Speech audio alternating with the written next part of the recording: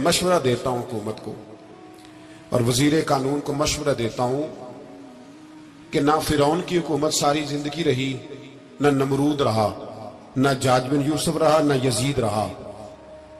और यार दरबारी बन के हुक्मरानों की चापलूसी करते करते तुम यहां तक आ गए हो कि अब नबी पाक की इज्जत को हाथ डालना शुरू कर दिया है।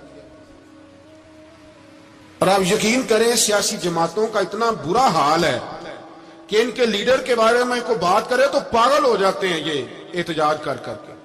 और उसने डायरेक्ट कह दिया कि खत्म नबूवत का मसला ही कोई नहीं, जो दीन की बुनियाद है, किसी को परवाह नहीं। मुझे तो उन लोगों की फिक्र हो रही है जिन लोगों ने इन्हें वोट दिए हैं, वो अल्लाह को क्या जवाब देंगे।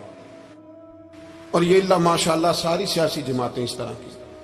और मेरा वजीर कानून साहब को भी मशवरा है कि जिंदगी बड़ी थोड़ी है, बड़ी थोड़ी। अल्लाह सबको माफ करता है, अपने रसूल के गद्दारों को माफ नहीं करता। और यहां तुम्हारी गाड़ियों पे झंडे लगे हुए हैं, वहां भी तुम्हारे झंडे लगेंगे, पर इसलिए लगेंगे कि ये गद्दार है नामूसे रिसालत। ये झंडे लगेंगे। शर्म करो और डर जाओ, बस कर दो। तुम्हारे मुंह में अब दांत पूरे नहीं रहे। कोई शुगर का मरीज है तो कोई ब्लड प्रेशर का, तो कोई हार्ट का, तो कोई कैंसर का।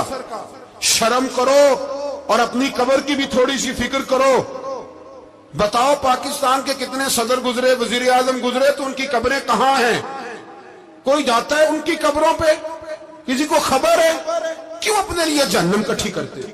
सारा कुछ दुनियादारी रह गई है, सारा कुछ सिर्फ यही रह गया। हजरत अबू बकर सरदार थे, हजरत उमर सरदार थे कबीले, हजरत उस्मान सरदार थे। उन्होंने सरदारियों को ठोकर मार के रसूलुल्लाह के कदमों में बैठना पसंद किया। सरदारियां छोड़ के गुलाम बन गए। तुम सरदारियां बचाने के लिए रसूलुल्लाह की गद्दारी करते हो, शर्म नहीं आती। और काम शिकवा है मुझे इन लोगों से जो मौलवी तो कह देते हैं तू सियासत नकार, और किसी सियासतदान को मना नहीं करते कि जब तुझे सूरत फातिहा भी नहीं आती तो तुझे किसने इजाजत दी है इतनी बड़ी बात। और मैंने पिछले से पिछले जुम्मे भी कहा था, फिर कहता हूं और ऑन दी रिकॉर्ड कहता हूं, मरज़ई कल भी काफिर थे, आज भी काफिर और कयामत तक।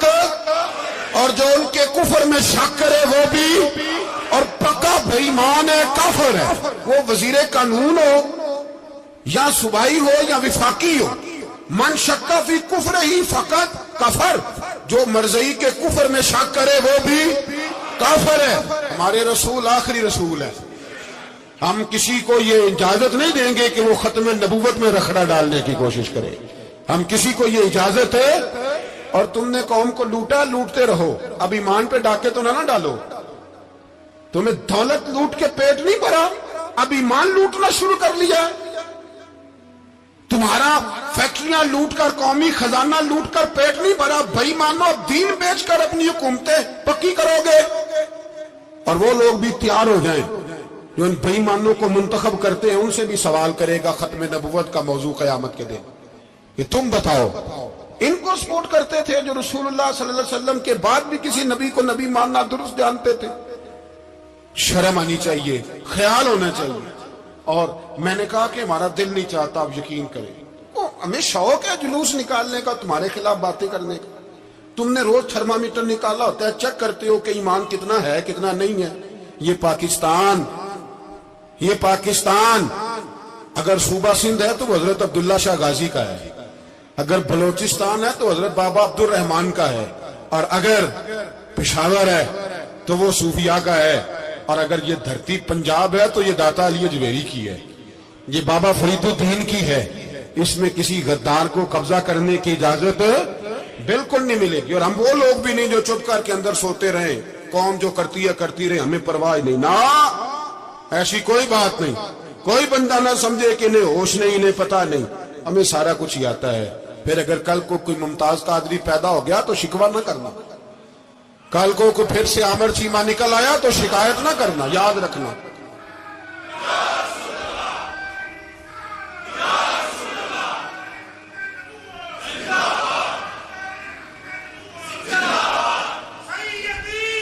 तो मेरे भाई खोल के बोलो या नबी रसूल के बोलो। تو یہ مشورہ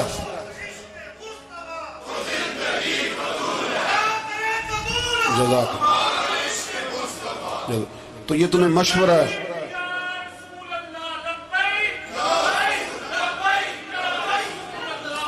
میری بات سنیں، یاد رکھیں، یہ لوگ بعد میں پچھتاتے ہیں، پھر مناظرے کراتے پھرتے ہیں، اس نے صحیح کیا کہ غلط کیا، پھر انہیں ہوش آتی ہے بعد میں، پھر ان کے ہواری نکل نکل کے میدانوں میں دلیلیں دیتے ہیں. اس لیے ہمارا مشورہ ہے انہیں کہ یہ اپنی حد میں رہیں، اور جو کام تمہارے ذمہ، میں نے کہا نا تم نے بڑا لوٹا، یہ قوم روز تمہیں موقع دیتی ہے لوٹنے کا، یہ موقع دیتی ہے، تو تم نے دولت لوٹ کے پیٹ نہیں بھرے، اب ایمان لوٹنے کے چکر میں آ گئے ہو. یاد رکھو، مسلمان گناہگار ہیں، غدار نہیں ہے. تمہیں دولت لوٹنے کا تو شاید موقع مل گیا ہے، پر ایمان لوٹنے کا موقع نہیں ملے گا. تو اس لیے اس کو لگام دو. اور ویسے بھی کتا جو پالتو ہوتا ہے نا، اس کو گھر کے اندر سنگلی سے باندھ کے رکھنا چاہیے.